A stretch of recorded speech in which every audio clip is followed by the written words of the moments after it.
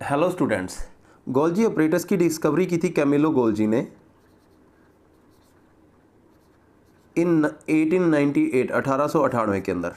और इसने जो खोज की थी, डिस्कवरी की थी, उसके अंदर इसने क्या पाया था कि ये जो वेसिकल्स ईआर से आ रहे हैं, एंडोप्लाज्मिक रेटिकुलम, उसको रीपैकेजिंग का काम करता है।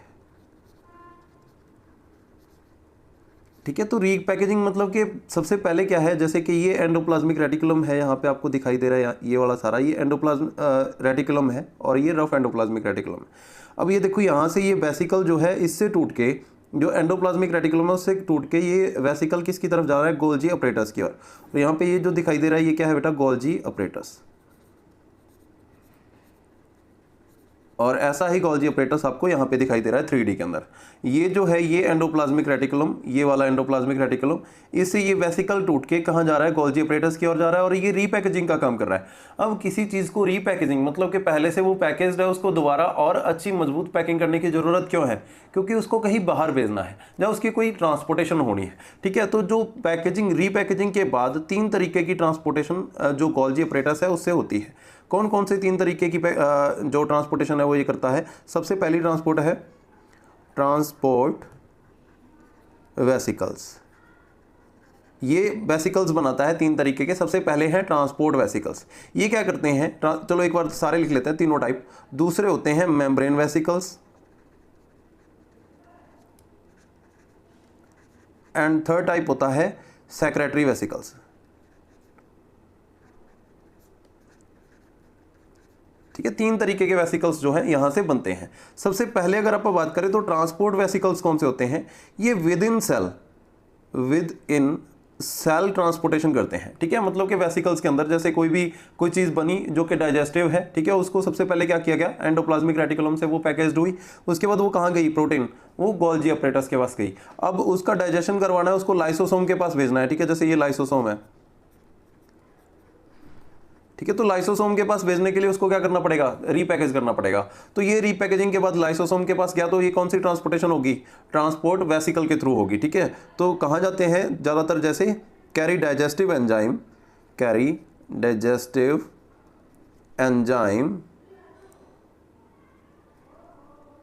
To lysosome. डाइजेस्टिव एंजाइम्स को लाइसोसोम के पास भेजने का काम करता है इससे। ठीक है, और दूसरा क्या है? Membrane vesicles. मेम्ब्रेन वेसिकल्स के अंदर क्या होता है? मेम्ब्रेन कौन सी होती है? Cell membrane. ये जो बाहर आपको दिखाई दे रही है कि ये क्या है? सेल मेम्ब्रेन है। ठीक है, जैसे यहाँ पे ये शो हो रही है, ये सारी सेल मेम्ब्रेन है। तो मेम्ब्रेन के पास अगर कुछ भेजना है, मेम्ब्रेन, मैंने आपको देखो पहले लेक्चर के अंदर बताया था कि मेम्ब्रेन के अंदर और बाहर जाने के लिए कोई रास्ता नहीं है। अगर आपको कोई चीज ट्रांसफर करनी है तो कौन से रास्ते के थ्रू जाएगी? वैसे तो होगी नहीं, सेल मेम्ब्रेन को क्रॉस नहीं कर सकती, क्योंकि हाइड्रोफिलिक एंड हाइड्रोफोबिक की लेयर है, लिपिड्स की बाइलेयर है, जिसके कारण कोई भी चीज एंटर नहीं कर सकती। तो गेट का काम कौन कर रहा है? यहाँ पे गेट का काम कर रहे हैं प्रोटीन्स। तो वो प्रोटीन कहाँ से जाते हैं इसके अंदर? जैसे ये सेल मेम्ब्रेन के अंदर प्रोटीन जुड़ा हुआ है, ये प्रोटीन कहाँ से जाते हैं इसके अंदर? ये जाते हैं गोल्जी अपरेटस की हेल्प से, और गोल्जी अपरेटस उनको पहुंचाता है मेम्ब्रेन वेसिकल्स के थ्रू। कहाँ? मेम्ब्रेन के पास। ठीक है, तो proteins to plasma membrane. Membrane के पास जो प्रोटीन्स जाते हैं, ये किसके थ्रू जाते हैं? मेम्ब्रेन वेसिकल्स के थ्रू, या गोल्जी अपरेटस के थ्रू। ठीक है, उसके बाद एक तीसरा रह गया सेक्रेटरी वेसिकल्स। सेक्रेटरी वेसिकल्स क्या करते हैं? ये एक्चुअल में सेल से बाहर किसी, अगर आपने भेजना है कुछ, ठीक है, पैकेज करके बाहर जाना है, ठीक है, तो उसके लिए मजबूत पैकेजिंग चाहिए, तो वो कौन करेगा? गोल्जी अपरेटस करेगा। गोल्जी अपरेटस उसको मजबूत पैकेजिंग करके आउटसाइड द सेल भेज सकता है। ठीक है, तो यहां पर प्रोसेस्ड प्रोटीन्स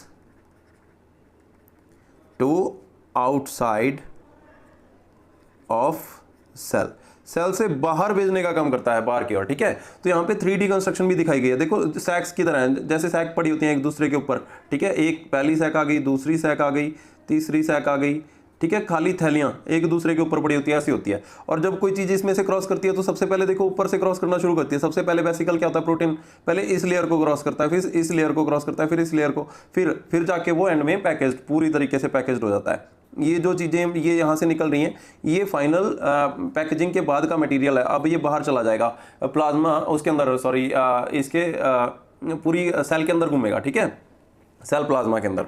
चलो अब यहाँ पे ये है गोल्जी अपरेटस। गोल्जी अपरेटस का फंक्शन अपने को क्या पता चला? फंक्शन क्या है? एकमात्र फंक्शन है रीपैकेजिंग का। रीपैकेजिंग का ये काम करता है, ठीक है। तो ये काम कौन करता है? गोल्जी अपरेटस है। उसके बाद अपन बात करते हैं राइबोसोम्स की। अब राइबोसोम्स कहाँ प्रोड्यूस होते हैं? अपन ने बोला न्यूक्लियस के अंदर ये प्रोड्यूस होते हैं। उसके बाद न्यूक्लियस से बाहर आ जाते हैं और बाहर आके एनवायरनमेंट के अंदर फैल जाते हैं, प्लाज्मा के अंदर। उसके बाद जैसे एंडोप्लाज्मिक रेटिकुलम के ऊपर भी कुछ कुछ चिपक जाते हैं, जैसे यहाँ पे दिखाया गया, ये जो इसके साथ अटैच हो चुके हैं, ये सारे येलो कलर के जो डॉट्स दिखाई दे रहे हैं, ये सारे क्या है? राइबोसोम्स हैं, राइबोसोम्स। अब ये राइबोसोम्स जो इसके साथ अटैच हो गए, इसकी कारण ये जो एंडोप्लाज्मिक रेटिकुलम है, मैंने आपको बताया था कि सेल के चारों ओर एंडोप्लाज्मिक रेटिकुलम रहता है, ठीक है। ये सारा लेयर इसके अंदर जिसके ऊपर राइबोसोम चिपके हुए हैं, अटैच्ड हैं, उनको आप बोलते हैं रफ एंडोप्लाज्मिक रेटिकुलम। तो ये कौन से हैं? रफ एंडोप्लाज्मिक रेटिकुलम जो यहाँ पे दिखाई गए हैं। ये थोड़ा सा एरिया देखो स्मूथ है, इसके ऊपर कोई राइबोसोम नहीं अटैच्ड, तो इसको आप बोलेंगे स्मूथ एंडोप्लाज्मिक रेटिकुलम। ये अपन ने पहले भी किया था। अब ये जो राइबोसोम होते हैं, राइबोसोम क्या होता है? ये कहाँ पाए जाते हैं? ये पूरे उसके अंदर फ्लूइड के अंदर जो प्लाज्मा है उसके अंदर फैले हुए होते हैं, लेकिन मेनली कहाँ पाए जाते हैं? ये एंडोप्लाज्मिक रेटिकुलम के ऊपर चिपके हुए अपने को, अटैच्ड अपने को मिलते हैं। Tiny organelles mainly on endoplasmic reticulum. सबसे ज्यादा कहाँ पाए जाते हैं? एंडोप्लाज्मिक रेटिकुलम के ऊपर। इनका फंक्शन क्या होता है? फंक्शन, अब मैंने आपको उस दिन बताया था कि राइबोसोम क्या करते हैं। राइबोसोम क्या काम करते हैं बेटा? राइबोसोम एक ऑर्गेनल है। ये क्या करता है? जो मैसेंजर आरएनए होता है, मैसेंजर आरएनए इसके पास आता है, मैसेंजर आरएनए की एक लेयर आती है, एक लाइन आती है, एक स्टिक आती है। वो स्टिक इसके साथ सिंथेसाइज करती है, और सिंथेशन के बाद क्या होता है? यहाँ पे प्रोटीन प्रोड्यूस होते हैं, ठीक है, प्रोटीन्स, ठीक है। ये खुद से प्रोटीन प्रोड्यूस कर सकता है राइबोसोम, लेकिन ये किससे इंफॉर्मेशन लेता है कि कौन से प्रोटीन प्रोड्यूस करने हैं? ये जो मैसेंजर आरएनए की लीड आती है, एक लीड आती है अंदर से, उससे ये इंफॉर्मेशन लेता है कि कैसा प्रोटीन प्रोड्यूस करना है। इसके बारे में आप अगले चैप्टर के अंदर कंप्लीटली बात करेंगे, जिसके अंदर डीएनए एंड आरएनए के बारे में पढ़ेंगे। बेसिकली आप इतना समझ लीजिए कि राइबोसोम यहाँ पे क्या करते हैं? मैसेंजर आरएनए जो कि एक लीड है, जो कि डीएनए से टूट के आई है, और अब वो मैसेंजर आरएनए इसके साथ आके जुड़ेगी। जैसे जैसे वो जुड़ती जाएगी उससे डिकोडेशन होगी, डिकोड होगा वो सारा, ठीक है। और राइबोसोम उसी की हेल्प से प्रोटीन सिंथेसाइज करेगा। जैसी लीड आएगी वैसे प्रोटीन सिंथेसाइज करता रहेगा, ठीक है। तो इसका मेन फंक्शन क्या हो गया राइबोसोम का? Protein synthesize, protein synthesize, protein बनाता है ये, ठीक है। उसके बाद अपन बात करते हैं अब बनता कैसे है। सबसे पहले क्या होता है? डीएनए होता है आपका, ठीक है। डीएनए क्या होता है? डिकोड होता है। सबसे पहले डीएनए की लीड टूट के अलग हो जाती है, एक लंबी लीड बन जाती है। डीएनए जो है एक आपके जो क्रोमोसोम्स होते हैं उनके ऊपर चढ़ा हुआ होता है, लिपटा हुआ होता है, वो अनफोल्ड होता है। सबसे पहले जैसे ही अनफोल्ड हो जाता है, उसकी एक लंबी स्टिक बन जाती है, उसके साथ जुड़ती है आरएनए की लीड, ठीक है। आरएनए उससे इंफॉर्मेशन लेता है डीएनए से। तो डीएनए से कौन इंफॉर्मेशन लेता है? आरएनए। और आरएनए जब उससे इंफॉर्मेशन ले लेता है, टूट के न्यूक्लियस से बाहर चला जाता है। जो टूट के बाहर चला गया उसको बोलते हैं मैसेंजर आरएनए, एमआरएनए। अब ये बाहर जाके किसके साथ जुड़ जाता है? बाहर जाके ये राइबोसोम को इंफॉर्मेशन देता है सारी की सारी। तो यहाँ पे इंफॉर्मेशन कौन ले लेता है? राइबोसोम। और राइबोसोम को क्या सिंथेसाइज करता है? जैसे कि यहाँ पे बना रहा है प्रोटीन्स। तो प्रोटीन बनाने के प्रोसेस कैसे हो गया? सबसे पहले डीएनए से आरएनए इंफॉर्मेशन लेता है और एक मैसेंजर आरएनए बनाता है। वो मैसेंजर आरएनए सेल से, न्यूक्लियस से बाहर आता है और बाहर प्लाज्मा मेम्ब्रेन के अंदर बिखर जाता है, ठीक है। प्लाज्मा जो आपकी साइटोप्लाज्म है उसके अंदर फैल जाता है। साइटोप्लाज्म से वो कहाँ चला जाता है? कुछ एक एंडोप्लाज्मिक रेटिकुलम के ऊपर स्टिक हो जाता है और कुछ वैसे ही घूमता रहता है। उसके साथ जाके मैसेंजर आरएनए की लीड्स जो है उसके साथ चिपक जाती है राइबोसोम्स के साथ। राइबोसोम भी तो न्यूक्लियस से ही निकलता है और मैसेंजर आरएनए भी न्यूक्लियस से निकलता है, लेकिन साइटोप्लाज्म के अंदर ये जाके सिंथेसाइज करते हैं प्रोटीन को, ठीक है। वहाँ पे प्रोटीन सिंथेसाइज हो जाता है। तो ये होगी बात अपनी राइबोसोम की। उसके बाद हम बात करेंगे बेटा सेंट्रोसोम या सेंट्रियोल्स। सेंट्रोसोम या सेंट्रियोल्स क्या होते हैं? ये एक्चुअल में स्टार शेप के, यहाँ पे ये इस जगह पे दिखाए गए हैं सेल के अंदर, ये दो, ठीक है। ये दो हो गया, इट मींस अब सेल को डिवीजन होने का टाइम आ गया है, सेल डिवाइड होने वाला है, ठीक है। ये सेल डिवीजन में हेल्प करते हैं। एक्चुअल में इनका मेन फंक्शन क्या है? सेल डिवीजन का। सेल डिवाइड होने वाले होते हैं उस समय पे ये खुद को डिवाइड कर लेते हैं, दो हिस्सों में चले जाए, एक दूसरे जैसी सेम शक्ल को रिप्रोड्यूस कर लेते हैं, जिसके कारण ये दोनों जो सेंट्रोसोम है ये दोनों सेल के अंदर जो डिवाइड होंगे दोनों सेल के अंदर चले जाएंगे, एक उसके अंदर रह जाएगा और फिर एक दूसरे के अंदर, फिर से ये एक दूसरे के हम शक्ल बनाएंगे और फिर से ये सेल को डिवीजन होने में हेल्प करेंगे।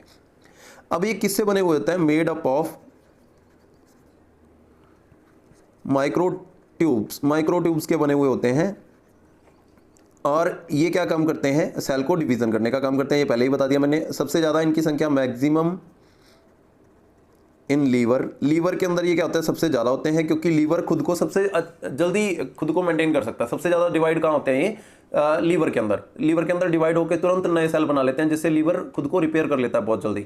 जितना एज के हिसाब से होता है ये, अगर छोटे बच्चों का है लीवर बहुत जल्दी रिपेयर हो जाएगा, एडल्ट हो जल्दी रिपेयर हो जाएगा, एज के साथ कम होता जाएगा, ठीक है, सेल डिवीजन भी कम होती जाएगी। तो मैक्सिमम इन लीवर, लेकिन ये limited to age, limited with age के साथ ये कम हो जाते हैं, ठीक है। जैसे जैसे एज बढ़ेगी वैसे वैसे इनकी जो डिविडेशन है वो भी कम हो जाएगी। तो ये हो गया इसका, यानी कि लीवर के अंदर सबसे ज़्यादा। लेकिन न्यूरॉन्स के अंदर ये नहीं पाए जाते, नॉट इन न्यूरॉन्स। तो न्यूरॉन्स के अंदर ये पाए नहीं जाते, इट मीन्स न्यूरॉन डिवाइड भी नहीं हो सकते। बिल्कुल, न्यूरॉन्स जो होते हैं ये एक समय तक स्टर्म सेल से बनते हैं। स्टर्म सेल एक सिंपल सेल है जो कि किसी भी शेप में कन्वर्ट हो सकता है। वो एपिथेलियल सेल बन सकता है, ठीक है, वो एक हेयर सेल बन सकता है, वो एक कनेक्टिव टिश्यू बन सकता है, वो कुछ भी बन सकता है, ठीक है। तो जो स्टर्म सेल होता है वो किसी भी चीज़ में डिवाइड हो जाता है और उसी से आपके न्यूरॉन्स भी बनते हैं। लेकिन हर एक सेल, जैसे कि एपिथेलियल सेल है, एपिथेलियल सेल से आपकी स्किन बनी हुई है, तो ये एपिथेलियल सेल खुद को डिवाइड कर सकते हैं। लेकिन जब वो स्टर्म सेल न्यूरॉन के अंदर कन्वर्ट हो गए, ये भी स्टर्म सेल से बनी आपकी स्किन, सबसे पहले एक स्टर्म सेल ही था, उसके बाद आपकी पूरी बॉडी बनती गई डिवाइड होते होते। तो ये एपिथेलियल सेल जो है ये खुद को डिवाइड कर सकता है। लेकिन अगर आप कहो कि न्यूरॉन खुद को डिवाइड नहीं कर सकता उसके अंदर, क्योंकि सेंट्रोसोम ही नहीं है, ठीक है। तो न्यूरॉन्स के अंदर कोई सेंट्रोसोम नहीं होता, तो इसके अंदर डिवीजन भी नहीं होती, ठीक है। तो ये खुद को डिवाइड नहीं कर सकता। उसके बाद फिर और बात करते हैं कि अब ये सेल डिवीजन अगर अनकंट्रोल्ड हो जाए, अनकंट्रोल्ड सेल डिवीजन, उसको क्या कहते हैं, उसको बोलते हैं कैंसर,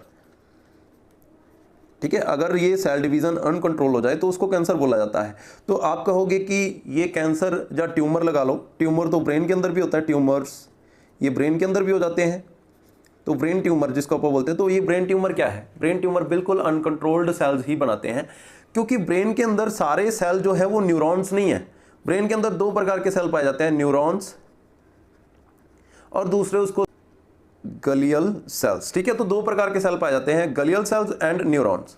अब ये जो न्यूरॉन्स होते हैं इनके अंदर सेल डिवीजन नहीं होती, लेकिन गलियल सेल्स के अंदर सेल डिवीजन होती है, ठीक है। ये खुद को डिवाइड कर सकते हैं, ये सपोर्टिव सेल्स हैं, ठीक है। इनकी मदद से क्या है, जैसे गलियल सेल से ही, जैसे आप कह देते हैं कि उसके एक्सॉन, न्यूरॉन की जो एक्सॉन लेयर होती है, जो लंबी स्टिक होती है, उसके ऊपर चढ़े हुए होते हैं ये, ठीक है। तो ये शीथ, एक्सॉन शीथ जो बनाते हैं उसके ऊपर, ठीक है, न्यूरॉन के ऊपर, तो वो गलियल सेल्स ही होते हैं। तो इनके अंदर डिविडेशन हो सकती है, ये डिवाइड कर सकते हैं खुद को। तो ये डिवाइड कर लेते हैं अनकंट्रोल्ड, जिसके कारण ब्रेन ट्यूमर जैसे चांसेस बनते हैं। तो वो किसके कारण होता है, गलियल सेल्स के कारण होता है, ठीक है। ब्रेन के अंदर लगभग 10% न्यूरॉन्स पाए जाते हैं और 90% गलियल सेल्स। तो कौन कौन से सेल्स हैं जो खुद को डिवाइड नहीं कर सकते? सबसे पहले मैंने आपको बताया कि न्यूरॉन्स, लेकिन न्यूरॉन्स भी रेयर केसेस के अंदर खुद को डिवाइड कर सकते हैं, ठीक है। रेयर केसेस हैं, रेयर चांसेस हैं, तो न्यूरॉन के अंदर भी ट्यूमर हो जाता है, उसको ट्यूमर की स्टेट ही बोलते हैं। रेयर चांसेस हैं कि न्यूरॉन भी खुद को डिवाइड कर लें। दूसरी कंडीशन है कार्डियक मसल सेल्स, ये भी खुद को डिवाइड नहीं कर सकते। स्टर्म सेल से बनते हैं, एक बार बन गए उसके बाद ये वर्किंग करते रहते हैं लाइफ टाइम, ये भी खुद को डिवाइड नहीं कर सकते। उसके बाद लेंस हो गया आपकी आई का, आई लेंस हो गया, ये भी लेंस के सेल्स जो होते हैं ये भी खुद को डिवाइड नहीं कर सकते, एक ही बार बनते हैं। उसके अलावा इनर ईयर के अंदर जो हेयर्स होते हैं, इनर ईयर, ये भी खुद को डिवाइड नहीं कर सकते। तो ये कुछ ऐसे सेल हैं जो खुद को डिवाइड नहीं कर सकते, ये एक ही बार डिवाइड होते हैं, ठीक है। उसके बाद आप बात करते हैं लाइसोसोम। लाइसोसोम को सुइसाइडल बैग भी कहा जाता है, क्योंकि अगर ये फट गए, ठीक है, सुसाइडल बैग हैं, अगर ये फट गए तो सेल को भी ले डूबेंगे, सेल भी साथ में ही मर जाएगा। क्यों? क्योंकि इनके अंदर है बहुत सारे तरीके का हाइड्रोलाइटिक एंजाइम, बहुत मतलब लगभग 50 से ज़्यादा टाइप का, 50 टाइप का हाइड्रोलाइटिक एंजाइम इसके अंदर पाया जाता है। टाइप्स ऑफ हाइड्रोलाइटिक एंजाइम लगभग 50 प्रकार का, ठीक है, 50 से ज़्यादा प्रकार का हाइड्रोलाइटिक एंजाइम इसके अंदर पाए जाते हैं, जो कि डाइजेशन के लिए हेल्प करते हैं। बॉडी के अंदर डाइजेशन कैसे होता है, आपके टीथ से लेके आपके जो स्टमक है उसके अंदर HCl और ये सब चीज़ें मिलके ये काम करते हैं डाइजेशन का।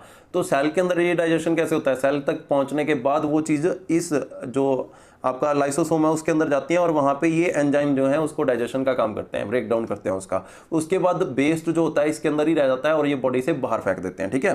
बॉडी मतलब के सेल बॉडी। तो यहाँ पे ध्यान दीजिए, लाइसोसोम को सुसाइडल बैग भी कहा जाता है और ये क्या करते हैं,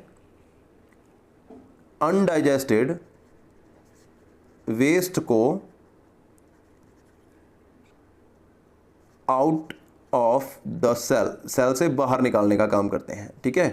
अनडाइजेस्टेड वेस्ट को सेल से बाहर निकालने का काम करते हैं, इसको बोलते हैं एक्सोसाइटोसिस, ठीक है। एक्सोसाइटोसिस, साइटोसिस मतलब सेल, एक्सो मतलब कि एग्जिट करवाना, उसको बाहर निकालना, ठीक है। तो कैसे बाहर निकलता है? एक्सोसाइटोसिस की हेल्प से। देखिए यहाँ पे लाइसोसोम के, देखो सबसे पहले ये गोल्जी अपरेटस आ गया, यहाँ पे अपना ये गोल्जी अपरेटस है, ठीक है। गोल्जी अपरेटस से ये वेसिकल्स, देखो लाइसोसोम और सिंपल वेसिकल दोनों गोल्जी अपरेटस से ही बनेंगे, ठीक है। गोल्जी अपरेटस से यहाँ पे ये लाइसोसोम के अंदर कन्वर्ट हो गए। अब लाइसोसोम के अंदर क्या आ गया? प्रोटीन आ गया। प्रोटीन यहाँ पे सिंथेसाइज हुआ, ठीक है, सिंथेसाइज हुआ। उसके बाद जो चीज़ें खाने डाइजेशन वाली थी वो इससे बाहर निकल गई, लेकिन जो चीज़ें वेस्ट थी वो क्या हो गया? ये कहाँ चला जाता है? सेल मेम्ब्रेन के पास। सेल मेम्ब्रेन के साथ जैसे ही जाके जुड़ता है, सेल मेम्ब्रेन क्या करती है? जैसे यहाँ पे ये सेल मेम्ब्रेन है, ये लाइसोसोम आ गया। लाइसोसोम जैसे ही इसके ऊपर आएगा ना, तुरंत ये अपनी सेल मेम्ब्रेन जो है अपनी लेयर्स हटा के, मैं बना के दिखाता हूँ आपको, अपनी लेयर हटा के पीछे, उससे पीछे जाके अपनी लेयर बना लेगी, ठीक है। लिपिड्स लाइसोसोम को छोड़ के उससे उल्टी साइड चले जाते हैं और वहां पे जाके अपनी लेयर बना लेते हैं, जिसके कारण क्या होता है? लाइसोसोम वहां से बाहर निकल जाता है, बाहर निकल के बाहर ही फट जाता है, सब कुछ सेल से बाहर निकल जाता है। इस प्रोसेस को क्या बोला जाता है? एक्सोसाइटोसिस, सेल से बाहर निकाल दिया, ठीक है। तो अब ये सेल से बाहर निकाल दिया तो ये जो वेस्ट था वो बाहर निकल गया, ठीक है, इस वाली लेयर के अंदर आ गया। यहाँ से वो लिम्फ टिश्यू बन के बाहर जाए, चाहे वो आर्टरीज वेन्स की हेल्प से बाहर जाए, ठीक है, आगे वो किसी भी तरीके से बॉडी से बाहर निकल जाता है। चलो यहाँ से ये सेल से बाहर निकल गया। अब ये लाइसोसोम जो होते हैं, मतलब कि ये क्या काम करते हैं? सेल को किलिंग का काम भी करते हैं, सेल किलिंग। अगर सेल बहुत ज़्यादा भयंकर रूप से जो है इंजर्ड हो गया है तो उसको ये लाइसोसोम भी फट जाएगा, जैसे ही फटेगा सेल को खत्म कर देगा। तो सेल किलिंग का काम भी यही करते हैं, मतलब कि एक टाइम ऐसा आता है, एज होती है सेल की, उसके बाद उसको मरना होता है, तो सेल किलिंग कौन करेगा? लाइसोसोम। लेकिन कुछ सेल जो होते हैं उनके पास लाइसोसोम नहीं होता। कौन कौन से सेल्स हैं जिनके पास लाइसोसोम नहीं होता? जैसे कि आरबीसी के सेल्स हैं, आरबीसी के पास लाइसोसोम भी नहीं होता, ठीक है। इसके पास बहुत सारी चीज़ें हैं, माइटोकॉन्ड्रियाज जैसे, तो लाइसोसोम इसके पास नहीं है। इट मीन्स ये कभी मरता ही ऐसा नहीं है। आरबीसी भी खुद को मतलब कि इसका भी टाइम आता है, लाइफ है इसकी भी, तो इसको भी जाना होता है। तो उसके बाद इसकी डिविडेशन हो जाती है, डिवाइड हो जाता है। ये आरबीसी के अंदर जो चीज़ें काम किया उनको अलग निकाल लिया जाता है। तो ये कहाँ जाके होता है? ये सारा प्रोसेस ही होता है सप्लीन के अंदर। आरबीसी कहाँ जाके खुद को डिवाइड करता है? सप्लीन के अंदर जाके, वहीं पे जाके स्टोर भी हो जाता है, ठीक है। तो आरबीसी अकेला है जिसके पास लाइसोसोम होता ही नहीं है, जिसके कारण इसको मरने के लिए कहाँ जाना पड़ता है? सप्लीन के लिए पास। तो सप्लीन को इसका कब्रिस्तान भी बोला जाता है, आरबीसी का कब्रिस्तान। उसके बाद नेक्स्ट अपन बात करते हैं बेटा साइटोस्केलेटन। साइटोस्केलेटन क्या होता है? साइटोस्केलेटन मतलब कि माइक्रो फाइबर्स हैं, फिलामेंट्स हैं, जो कि प्रोटीन की बनी हुई होती हैं। Complex internal structure, complex internal structure of microfilaments of protein that support cell to maintain its shape। ये शेप को मेंटेन करने के लिए, अब सेल कैसा है? सेल किसी भी शेप का हो सकता है, जैसे कि अपन ने पहले लेक्चर के अंदर पढ़ा था कि सेल जो होते हैं वो कई प्रकार के होते हैं, कॉलमनार होते हैं, ठीक है, स्क्वेमस होते हैं। तो ये कैसा भी हो सकता है सेल, स्क्वेमस हो सकता है, कॉलमनार हो सकता है, ठीक है, क्यूबॉइडल हो सकता है। तो ये इनकी शेप को कौन मेंटेन करके रखता है? ये माइक्रोफिलामेंट्स ही तो हैं, ये इसको सपोर्ट करते हैं मेम्ब्रेन तक, ताकि इनको अपनी शेप में बनाया जा सके। तो ये जो माइक्रोफिलामेंट्स होते हैं जो कि प्रोटीन से बनते हैं, किस चीज़ से बनते हैं? ये प्रोटीन यही तो हैं जो इसको सपोर्ट करके रखते हैं, ठीक है। ज़्यादातर चीज़ें क्योंकि प्रोटीन सिंथेसाइज होता है तो प्रोटीन से ही ये चीज़ें बनाते हैं, ठीक है। उसके बाद अपन नेक्स्ट बात करते हैं बेटा माइटोसिस। माइटोसिस जो होता है इसके ऊपर अलग से क्वेश्चन आता है, बहुत बार क्वेश्चन आया हुआ है एग्जाम के अंदर कि माइटोसिस क्या होता है, ठीक है। मैंने आपको बताया कि सेल डिवीजन कौन करता है? सेंट्रोसोम। सेंट्रोसोम जो होते हैं ये सेल डिवीजन का काम करते हैं। लेकिन ये सेल डिवीजन होती कैसे है? कौन कौन सी स्टेजेस आती हैं सेल डिवीजन के अंदर? अब सेंट्रोसोम अकेले रिस्पॉन्सिबल नहीं है इसके लिए, ये प्रोसेस को शुरू करते हैं, ठीक है। प्रोसेस शुरू कैसे होता है? यहाँ पे सबसे पहले ये 6 फेसेस के अंदर डिवाइडेड रहता है। सबसे पहला आता है इंटरफेस, दूसरा आता है प्रोफेस, तीसरा आता है मेटाफेस, चौथा आता है एनाफेस, टेलीफेस पांचवा, और साइटोकाइनेसिस आता है छठा फेस, ठीक है। 6 फेसेस के अंदर ये पूरा प्रोसेस जो है वो डिवाइडेड रहता है। सबसे पहले अगर आप बात करें तो इंटरफेस की बात करते हैं। अब इंटरफेस के अंदर क्या रहता है, ध्यान से देखना, इसको डायग्राम से आपको सब चीज़ें समझ में आएंगी। डायग्राम के अंदर देखिए यहाँ पे ये जो न्यूक्लियस है, ये जो हल्का येलो कलर का एरिया दिखाई दे रहा है, ये न्यूक्लियस का एरिया है, और इसके अंदर ये क्या है, क्रोमेटिन है, क्रोमोसोम्स जो कि खुले हुए हैं, ठीक है, अनवाइंडेड है। अनवाइंडेड होने का क्या मतलब है कि ये अब सिंथेसाइज कर रहे हैं प्रोटीन को। ये कब प्रोटीन सिंथेसाइज करेंगे, जब इनको डिकोड किया जा सकता है। अगर ये वाइंडेड रहेंगे, एक क्रोमोसोम के अंदर जिसको आप विजिबली देख सकते हैं, उसमें वाइंडेड रहेंगे तो आप इनको रीड ही नहीं कर सकते। इनको रीड करने के लिए पहले इनको खोलना पड़ता है लंबी स्ट्रिप के अंदर। तो खुलते कब है, जब ये प्रोटीन सिंथेसाइज कर रहे होते हैं। तो अब यहाँ पे क्या है, ये स्ट्रिप के रूप में खुले हुए हैं, देखिए आपको खुले हुए दिखाई दे रहे हैं। तो यहाँ पे क्या हो रहा है, ये प्रोटीन सिंथेसाइज कर रहे हैं, नॉर्मली अपनी काम कर रहे हैं, डेली के वर्किंग कर रहे हैं अपनी। लेकिन जैसे ही अब क्या हो गया, इनकी लाइफ जो है सेल की वो पूरी होने वाली है। अब सेल को डिवाइड करना, अपने एक सेल और बनाना है इससे। उस कंडीशन में क्या होता है, ये देखो यहाँ पे ये क्या दिखाई दे रहा है आपको, स्टार शेप का, ये है सेंट्रोसोम। सेंट्रोसोम, ये सेंट्रोसोम क्या करेगा, आप यहाँ पे ये इसको डिवाइड करने के प्रोसेस को स्टार्ट करेगा। सबसे पहले सेंट्रोसोम अपने जैसा एक और सेंट्रोसोम बनाएगा, जैसे कि यहाँ पे दूसरा सेंट्रोसोम बन गया। यहाँ पे देखिए 2 सेंट्रोसोम बना दिया इसने, ठीक है। तो इंटरफेस के अंदर ये नॉर्मली वर्किंग कर रहा है, लेकिन यहाँ पे क्या हो गया है, preparing for division, preparing for division. अब यहाँ पे डिवीजन के लिए ये प्रिपेयर हो रहा है, रेडी हो चुका है, अब स्टार्ट कर दी जाएगी इसकी डिवीजन, ठीक है। उसके बाद सेकंड फेस आता है प्रोफेस। प्रोफेस के अंदर देखिए जो अब क्रोमोसोम्स, जो क्रोमेटिन्स जो बिखरे हुए थे, अनफोल्ड थे, वो सबसे पहले क्या हो जाएंगे, फोल्ड हो जाएंगे, ठीक है। तो प्रोफेस के अंदर क्या होगा, यहाँ पे लिखते हैं आप प्रोफेस। प्रोफेस के अंदर क्या होगा, chromosomes condensed and are visible. अब क्या हो जाएगा, क्रोमोसोम खुद को कंडेंस कर लेंगे, इकट्ठा कर लेंगे, फोल्ड हो जाएंगे। फोल्ड होने के बाद ये दिखना शुरू हो जाएंगे, विजिबली दिखना शुरू हो जाएंगे। पहले स्ट्रिप्स थी बहुत ही पतली, जिनको बहुत ही मुश्किल से देखा जा सकता था, लेकिन अब जब ये खुद को फोल्ड कर लेंगे, ठीक है, तो जो सिंपली क्रोमोसोम आप पढ़ते हैं कि ह्यूमन के अंदर कितने क्रोमोसोम, 23 पेयर्स होती हैं, 23। तो वो जो होते हैं वो क्या होते हैं, क्रोमोसोम्स जो विजिबली होते हैं, अपने को विजिबली दिख सकते हैं, उनको आप बोलते हैं, ठीक है। तो ये जो क्रोमोसोम्स हैं विजिबली फॉर्म में यहाँ पे आ जाते हैं, ठीक है, खुद को फोल्ड कर लेते हैं। उसके बाद देखिए न्यूक्लियर इनका, अब यहाँ पे देखिए ये न्यूक्लियस था जो पहले वाली स्टेज पे दिखाई दे रहा था, अब इनका न्यूक्लियस भी खत्म हो गया है, वो भी चला गया है। तो न्यूक्लियर एनवेलप लिख लेते हैं अपन, nuclear envelope breakdown. Nuclear envelope जो होता है वो ब्रेक डाउन हो जाता है, वो भी टूट जाता है, ठीक है। अब यहाँ पे टूटने के बाद देखो क्रोमोसोम सारे बाहर आ गए, जैसे कि यहाँ पे 4 बना के दिखाए गए हैं, बाकी के नहीं दिखाए गए, सिर्फ एग्जांपल के लिए, ठीक है। 4 में से 2 एक पेयर है, 2 एक पेयर है, यानी कि 2 पेयर्स हैं यहाँ पे, 2 पेयर्स 4 क्रोमोसोम्स हैं, ठीक है। इतने क्रोमोसोम यहाँ पे दिखाए गए हैं।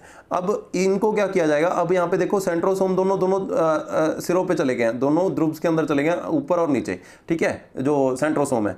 तो अब क्या होगा, ये प्रोफेस के अंदर ये ऐसे विजिबली हो जाएंगे। उसके बाद आता है मेटाफेस। मेटाफेस के अंदर क्या होता है,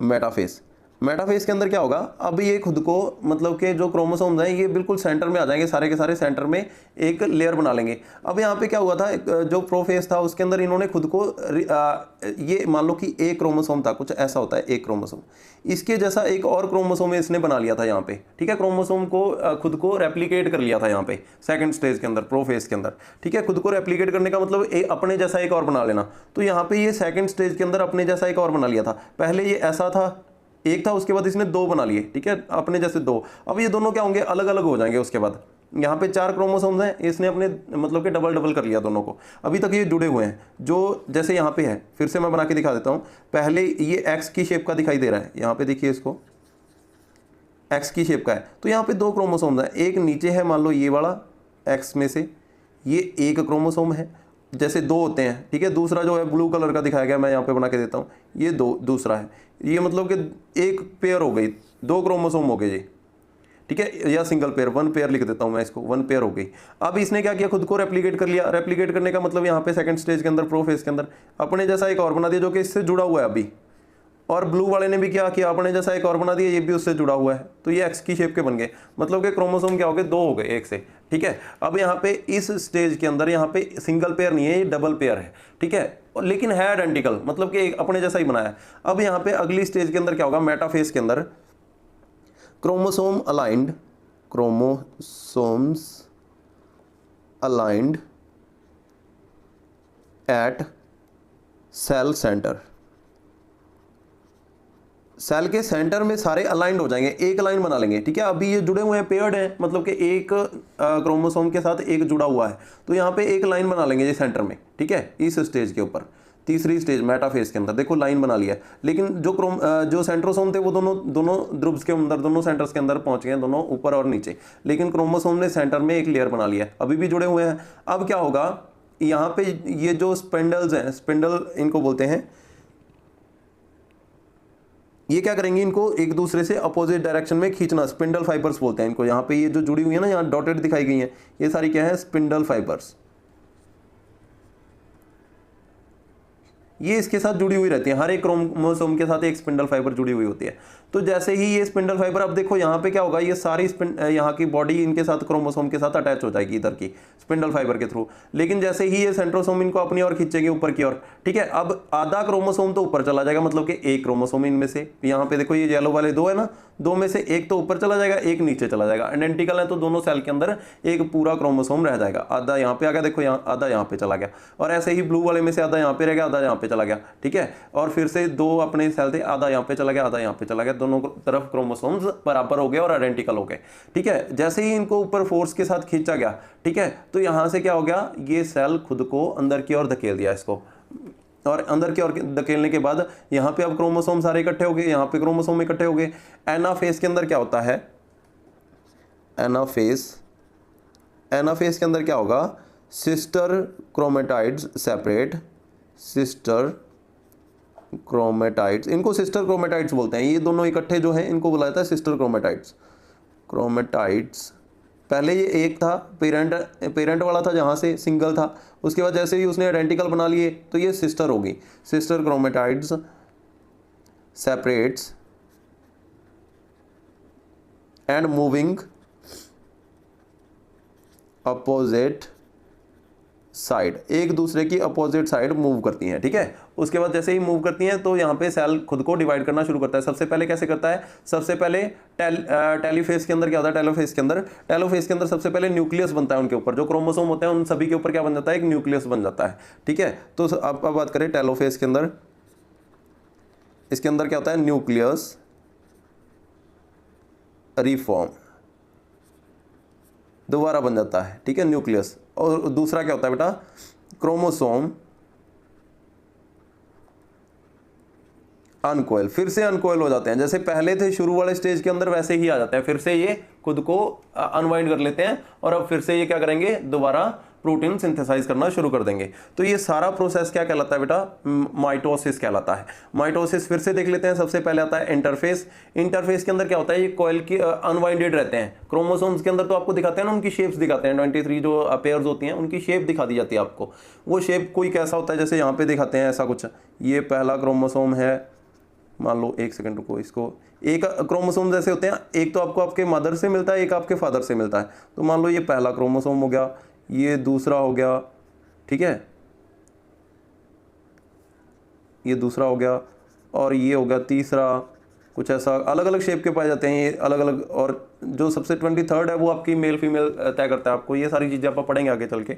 तो कुछ ऐसी इनकी शेप होती है, ये शेप बना लेते हैं। जब ये यहाँ से सबसे पहले क्या हो गया, इंटरफेस के अंदर ये रेडी हो गए, अब ये खुद को डिवाइड कर सकते हैं। दूसरे फेस के अंदर ये क्या करेंगे, अपने आइडेंटिकल बना लेंगे। ये एक था, अब देखो ब्लू वाले के ऊपर एक ब्लू वाला बन जाएगा, और तो ये एक्स शेप का बन जाएगा, देखो, ठीक है।